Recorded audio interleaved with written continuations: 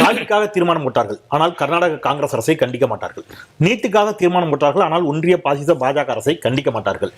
நீட்டை நாங்கள் எதிர்க்கிறோம் என்று சொல்லுவார்கள், பெரியாரை தங்கள் கொள்கை தலைவர்களாக ஏற்றுக்கொண்டிருப்பதாக சொன்னார்கள். ஆனால் நீட்டை எதிர்த்து அந்த பெரியார் திடலில் இருந்து புறப்பட தயாராக இருந்த இருசக்கர வாகன பேரணிக்கு அனுமதி மறுத்து பெரியார் திடலில் காவல்துறையை குவித்து அந்த அறவழியிலான போராட்டத்தை தடை செய்வார்கள். இவங்க சொல்லுக்கும் செயலுக்கும் துளியும் சம்பந்தமற்றவர். இல்ல இப்போ இல்ல இந்த கருத்து இருக்கு, கருத்து ரீதியா நான் சொல்றேன். எனக்கு ஒண்ணு, அறிஞர் அண்ணா பத்தி சொன்னாங்க. அறிஞர் அண்ணாவையும் எம்ஜிஆர் அவர்களையும் அவங்க முதல்ல எடுக்கல. அவங்க போட்ட கொள்கை தலைவர்கள் பத்தலை, அதை வச்சு அவ்வளோ ஓட்டு வராதுன்னு எம்ஜிஆரையும் அறிஞர் அண்ணாவையும் சேர்த்துக்கிட்டாங்க. இப்போ சேர்த்துக்கிட்டு பயணம் பண்ணுறாங்க. நாளைக்கு ராமேஸ்வரம் போகும்போது ஐயா அப்துல் கலாம் படமும் போட்டுக்குவாங்க. கரெக்ட். ஆனா அவங்க பாதியில போறாங்கன்றதெல்லாம் அப்படி ஏத்துக்க முடியாது. சரி, என்ன குதிரை பேர அரசியல் பண்ண அண்ணா வந்து குதிரை பேர அரசியல் அதிமுக இருந்து பண்ணுங்கன்னு சொல்லி சொன்னாரா? குதிரை பேர அரசியல் நடக்குதுங்க எங்க நாட்டுல. இப்போ நான் கருத்து ஒரு விவாதமா இது நடக்குது. இது ஒரு அரங்கம், இது போன்ற அரங்கம் தான் சட்டப்பேரவை.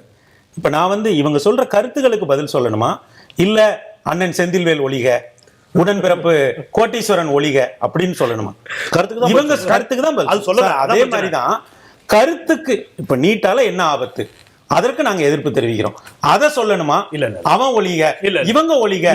சார் நான் தர்க்கமா கேட்கிறேன் சார், இந்த தர்க்கத்துல நான் என்ன பதில் சொல்றேன்? இவங்க பேரையே நான் குறிப்பிட தேவையில்லை. இப்படி ஒரு வாதம் வைக்கப்படுது, அதுக்கு எதிர்வாதம். அதே போல சொல்லுங்க. நீ சொன்னதெல்லாம் முக்கியம் தானே. அருமையான வாதம் பண்ணிட்டாரு. தீய சக்தி அப்படின்னு திமுக சொல்லுவாங்க, திமுக ஒழிகன்னு சொல்லுவாங்க, திமுக கரிச்சு கொட்டுவாங்க. ஒரு நிமிஷம். ஆனா உங்களை பாஜக ஒழிகன்னு சொல்லல. நீட்டை திணிக்கும் பாஜகவை கண்டிக்கிறோம். கர்நாடகத்தில் தண்ணீர் தர மறுக்கும் காங்கிரஸை கண்டிக்கிறோம். ஒழிக சொல்ல கண்டிக்கிறோம். கண்டிக்கிறோம் என்றாங்க வராது வராது. என்ன சார் இந்த தமிழக நலன் சார்ந்து மக்கள் நலன் சார்ந்து மத்திய அரசு இல்ல சார், இவர் அமலாக்கத்துறை தான் சார். சரி இல்ல அமலாக்கத்துறை தான் நாங்க சார் அதெல்லாம் பயப்பட வேண்டிய முடிஞ்சா பாஜகவா அமலாக்கத்துறை என்ன சார் இந்த மடியில ஒரு பேரே வரலாறு சார். நாங்க சார் நான் என்ன சொல்றேன், இவங்க வந்து இன்றைக்கு இருக்கிற அரசை குறை சொல்றாங்க சார். நீட்டுக்கு ஒரு வரலாறு இருக்கு. அதை யார் கொண்டு வந்தா, சட்டப்பேரவைகள் என்ன சார் பேசுறாங்க, யார் கொண்டு வந்தா, யாரால வந்தது, இதெல்லாம் விவாதிக்கிறோம். காவிரி விவகாரத்துல இன்னைக்கு காங்கிரஸ் அரசு இருக்கு, இதற்கு முன்னாடி ஜனதா அரசு இருந்திருக்கு, அதற்கு முன்னாடி வெவ்வேறு அரசுகள் இருந்திருக்கு சார். அங்க அரசுகள் மாறலாம், ஆனா அந்த மாநிலத்தினுடைய நிலைப்பாடு என்ன? நீட் விவகாரம் அது ஒரு மத்திய அரசு கொண்டு வந்த ஒரு தேர்வு சார். நாங்க என்னன்னா இவங்க இந்த டெம்பரரி ஃபேக்டர்ஸை பாக்குறாங்க. இந்த ஒரு அரசு ஒரு தீர்மானமா கொண்டு வர போறது. பேரவை மாண்புன்னு ஒண்ணு இருக்கு, அந்த பேரவை மாண்புக்கு ஏற்ற சொற்களை தான் பயன்படுத்த முடியுமே தவிர அரசியல் மேடைகள்ல பயன்படுத்துற சொற்களை சார் நாங்க கொள்கை எதிரி பாஜகன்னு சொன்னோம் சார். கொள்கை எதிரி பாஜக சொன்னா இல்லையா? இல்ல சார், கொள்கை எதிரி ஏன் கண்டிக்கிறேன் சார்? பெரியார் திடல்ல ஏன் போலீஸ்? அது சொல்லுங்க. சரி விட்டுருங்க. பெரியார் திடல்ல ஏன் போலீஸ்? சரி, நீட் எதிர்ப்பு போராட்டம் தானே, ஏன் போலீஸை போட்டீங்க? சரி, ஏன் அந்த போராட்டம்? நான் ஒண்ணே கேக்குறேன், காவல்துறை ஒரு அனுமதி பேரணிக்கோ இல்ல ஒரு போராட்டத்துக்கோ அனுமதி கொடுக்குதுன்னா அது பல்வேறு ஃபேக்டரை பார்த்து தான் அனுமதி கொடுக்குறாங்க. நான் என்ன சொல்றேன், நீட் எதிர்ப்புல இந்த அரசு உறுதி காட்டுது, தீர்மானம் வரைக்கும் கொண்டு வந்துட்டோம். மொழி அரசியல்ல உறுதி காட்டுறோம். நண்பர் சுட்டி காட்டியது போல இன்றைக்கு உயர்நீதிமன்றத்திலேயே பாடப்பட்டிருக்கு சார். இவ்வளவு விஷயங்கள் நடந்த பிறகுமே கூட இந்த அரசை நீங்க ஒரு சந்தேக கண் கொண்டு தான் பார்ப்பீங்க. ஒன்றை பிரிச்சுக்கங்க, எங்களுடைய அரசியல் மேடைகள் வேறு, நிர்வாக நடவடிக்கைகள் வேறு, பேரவை நடவடிக்கைகள் வேறு சார். அதாவது ஒன்னு கம்பார்ட்மெண்டலைசேஷன் அப்படிங்கிறது ஒரு அரசுக்கு இருக்கணும் சார். இப்ப நாம ரெண்டு பேரும் தனிப்பட்ட முறையில பேசுற மாதிரி அரங்கத்துல பேச முடியாது. அப்போ சார் சட்டப்பேரவைக்குள்ள ஒரு தீர்மானத்தை எப்படி போடணுமோ அப்படி நாங்க போட்டுருக்கோம். தமிழ்நாடு முதலில் தீர்மானம் ஒரு நிமிஷம். ஆமா பாடியாச்சு. ஓகே பாடியாச்சு.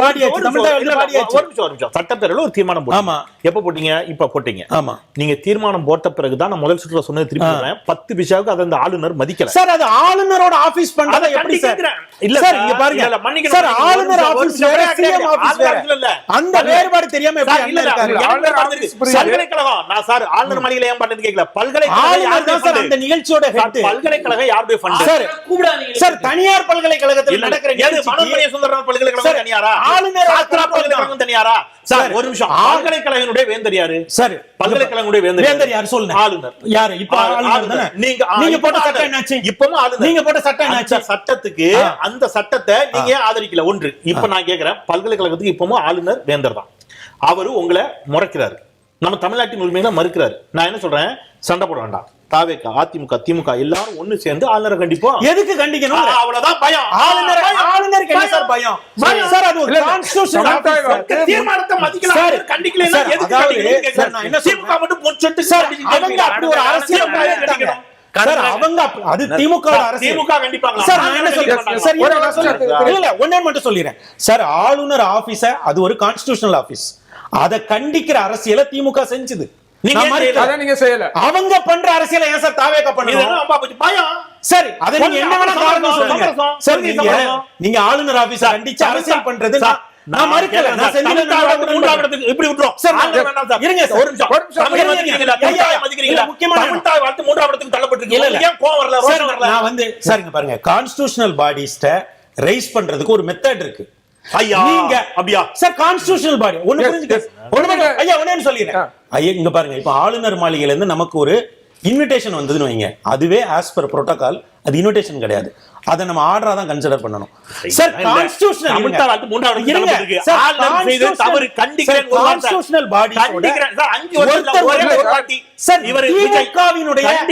திமுக ஆளுநரை கண்டித்தது நான் மறுக்கல. அது திமுகவினுடைய அரசியல். உங்க அரசியல் என்ன? அதை ஏன் அந்த அரசியல் ஆளுநர் யாரு? பாஜக இல்ல. அதாவது ஒருத்தரை கண்டிக்கிறதுனால என்ன நடக்கும்னு பார்க்கணும். அதனால எனக்கு அதுல பெரிய நம்பிக்கை இல்லை. நான் முன்னாடி கொண்டு போறேன். இல்ல, அரசோட நிலைப்பாடு தெரியும். திராவிட முன்னேற்ற கழகத்துக்கே போவோம். ஏன்னா அதைத்தானே நம்ம வந்து ஒரு உதாரணமாக இப்ப பேசிக்கிட்டு இருக்கோம். 1975 நெருக்கடி நிலை வந்தபோது கட்சி நெருக்கடி நிலைக்கு எதிராக தீர்மானம் போட்டுட்டு அதை ஏத்துக்கல. சட்டமன்றத்துல முதல்வராக இருக்கக்கூடிய கலைஞரை கேட்கிறாங்க, இந்த தீர்மானத்தை நீங்க ஏன் சட்டமன்றத்துல போடலன்ட்டு. அதுக்கு அவர் சொன்ன பதில அப்படியே சொல்றேன். ஒரு வீரனுக்கு எந்த கையில் வாளும் எந்த கையில் கேடயமும் வைத்திருக்க வேண்டும் என்பது தெரியும்னு சொன்னார். அந்த போக்கில் தான் தாவேகா இருக்கிறதா நான் நினைக்கிறேன். ஆளுநரை கண்டிக்கணும், மத்திய அரசுக்கு எதிராக வந்து குரல் கொடுக்கணும், இதை எந்த எதிர்கட்சி ஆளும் மாநிலங்கள்ல இதெல்லாம் நடக்கிறதே கிடையாது. கேரளால நடக்கல. இல்ல சார், நடக்கிறது இல்ல. ஆளுநரை கண்டிக்கணும் இல்ல, காலையில எந்திரிச்சு ஆளுநரே வெள்ளச்சட்டை போட்டிருக்கீங்கன்னு கண்டிக்க சொல்லல. இறையாண்மை மிக்க ஒரு சட்டப்பேரவையில் இயற்றப்பட்ட தீர்மானத்திற்கு பிறகு தமிழ்தாய் வாழ்த்து மூன்றாம் இடம் தள்ளப்படுகிறது.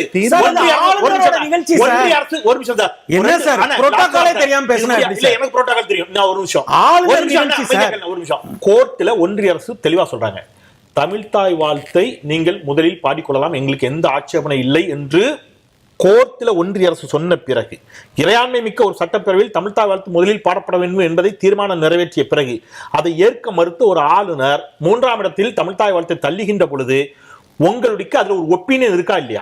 இருக்கு. அது ஒப்பீனியன் அதையாவது சொல்லி தொலைங்க. ஏழுக்கு ஒப்பீனியன்றீங்க, எதையாவது ஒன்னு சொல்லி தொலைங்க சார். கான்ஸ்டிடியூஷனல் பாடி மேல நான் அதான் சொல்றேன். எதையுமே இப்ப சார் தமிழ்நாடு முழுக்க வெளிப்படைத்தன்மை இல்லையா பாருங்க. அதுக்கு சார் நாங்க எதையாவது ஒன்னு சொல்லுங்க சார். நான் வந்து உங்க கருத்து என்ன? ஐயா கலைஞர் சொன்ன வார்த்தையவே சொல்றேன், எங்களுக்கு எந்த கையில வாள் எந்த கையில எமர்ஜென்சிக்காக ஆட்சி கலைக்கப்பட்ட ஒரு கட்சி திமுக, சரியா? அது வாங்க, எமர்ஜென்சியை எவ்வளவு கடுமையாக எதிர்த்தார் கலைஞர்களுக்கு என்னோட கண்ணன் சாருக்கு நல்லா தெரியும். சிறைச்சாலை சென்றவர்கள், அதை விடுங்க, நீங்க அதெல்லாம் ஒப்பிடவே செய்யாதீங்க. எதுக்கு கொண்டு வந்து எதை ஒப்பிட்டு இருக்கிறார் கண்ணன் சார்? நான் கேட்கறது கண்ணன் சார் கேட்டதே கேட்கிறேன். வெளிப்படைத்தன்மை ஒன்று முதல் சுற்ற சொன்னார்ல, இந்த வெளிப்படைத்தன்மையோடு நாங்க ஆதரிக்கிறோம், எதிர்க்கிறோம். எதையாவது ஒன்று சொல்லி சட்டப்பேரவையிலே சொல்லியாச்சு சார். ரிசாவை பற்றி பேசி ஆர்பிஐக்கு பதில் சொல்ல மாட்டீங்க. உங்க அம்மாவை கொச்சைப்படுத்திய நயனா நாயந்தருக்கும் பதில் சொல்ல மாட்டீங்க. தமிழ்தாய் வாழ்த்தை கொச்சைப்படுத்திய ஆளுநருக்கும் பதில் சொல்ல மாட்டீங்க. என்னதான் சொல்லுவீங்க? சாமி, அதாவது கவர்னர் அலுவலகம் வந்து ஏதோ பயங்கரமானது கான்ஸ்டிடியூஷனல் பாடி தான். இல்ல இல்ல, அதுதான் கான்ஸ்டிடியூஷனல் பாடி தான், எனக்கு அதுல டவுட் கிடையாது. அதே கவர்னர் மாளிகைய அம்மையார் ஜெயலலிதா காலத்துல அப்போ செய்திகள் வரும் என்னன்னா, கரண்ட் கட் ஆகும் கவர்னர் ஆபீஸ்க்கு. சார் அது வந்து லீகல் ஆக்டிவிட்டியா? அது லீகல் ஆக்டிவிட்டியா? அது லீகலா இல்லீகலா நேர் பாத்துக்கிட்டோம், புரியுதுவா? தப்பு ரைட்ன்றது நேரில் பாத்துக்கிட்டோம். இதே ஆளுநரை வந்துட்டு ஒரு விஷயம் ஒன்று வந்தது, நிர்மலா தேவி மேட்ரு, அதோட ஆளுநர் நிறுத்தினாப்புல வெளியில போய் சுத்துறதே. இப்படி எல்லாம் வந்து ஒரு சில நேரத்துல முதலமைச்சர்கள் வேற மாதிரி டீல் பண்ணியிருக்காங்க. நீங்க லெஃப்ட் ஹேண்ட்ல டீல் பண்ணா அவங்களும் லெஃப்ட் ஹேண்ட்ல டீல் பண்ணியிருக்காங்க. ஏதோ அது ஆளுநர் அலுவலகமே அப்படியே ரொம்ப கண்ணியமான இடம், அப்படியே எல்லாமே அங்க கரெக்டா இருக்கு எல்லாம் கிடையாது. எதிர்க்கிறதுனா எதிர்க்கலாம். ஆளுநர் யாரு? ஆளுநர்னா நீல் ஆம்ஸ்ட்ராங்கோட மச்சினா மூணுல இருந்தா வராரு அவரு. அவரும் வந்து ஏதோ ஒரு கட்சி ஸ்ட்ராட்டஜிக்கலா ஏதோ ஒர்க் பண்றாங்க. எல்லாத்துக்கும் இப்ப திமுக மாதிரியே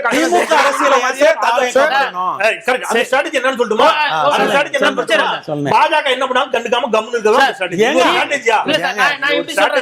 இல்ல இப்படி சொல்றேன் சார். திமுக மாதிரி எதிர்க்க வேணாம், அதிமுக மாதிரி அந்த காலத்துல அந்த கரண்ட் கட்டு எல்லாம் பேசப்பட்டது அதெல்லாம் பண்ண வேணாம். அப்புறமா கை பிடிச்சி இழுத்தாங்கன்னா ஒரு குற்றச்சாட்டுலாம் வந்து அது மாதிரிலாம் வேணாம்.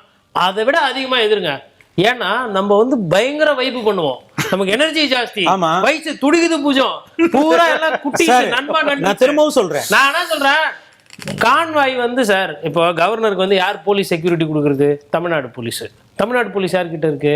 மாணவர்கள் நீட் தேர்வு போராட்டம் பண்ணும்போது அவங்களெல்லாம் வந்து அப்படியே குண்டு கட்டா கூட்டு போறீங்க, அதெல்லாம் ஒன்றும் பண்ணுவாங்க. இப்போ சிக்னல்லாம் நின்று போனாவே சரியா போயிடுவாங்க சார்.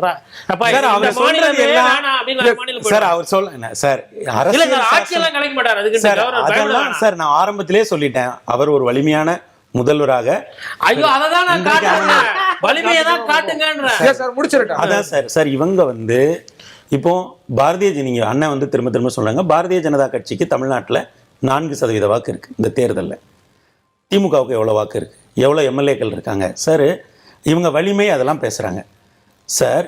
எதிர்க்கட்சியாக இருக்கக்கூடிய திராவிட முன்னேற்ற கழகத்தினுடைய முகமாக இன்றைக்கு அறியப்படுகிற ஐயா உதயநிதியவே கைது செய்த அரசு இந்த அரசு. நீங்க அதற்கு பிறகும் ஏன் நீங்க அவரை கைது பண்ணல சார்? இன்றைக்கு அவருக்கு சமமான இடத்துல பேரவைக்குள்ள இருக்கிறது யாரு? ஸ்டேட் புரோட்டோகால்ல இருக்கிறது யாரு? கட்சியா இன்றைக்கு திராவிட முன்னேற்ற கழகத்துக்கு 75 வருட பாரம்பரியம் இருக்கு சார். அந்த கட்சியினுடைய எதிர்க்கட்சி தலைவராக இருக்கக்கூடிய எதிர்கால முகமாக அறியப்படக்கூடிய ஐயா உதயநிதியவே இந்த அரசு வந்து கைது பண்ணி தஞ்சாவூர் உதயநிதி கைது பண்ணி ஊர்வலம் போயிட்டு வந்தார்.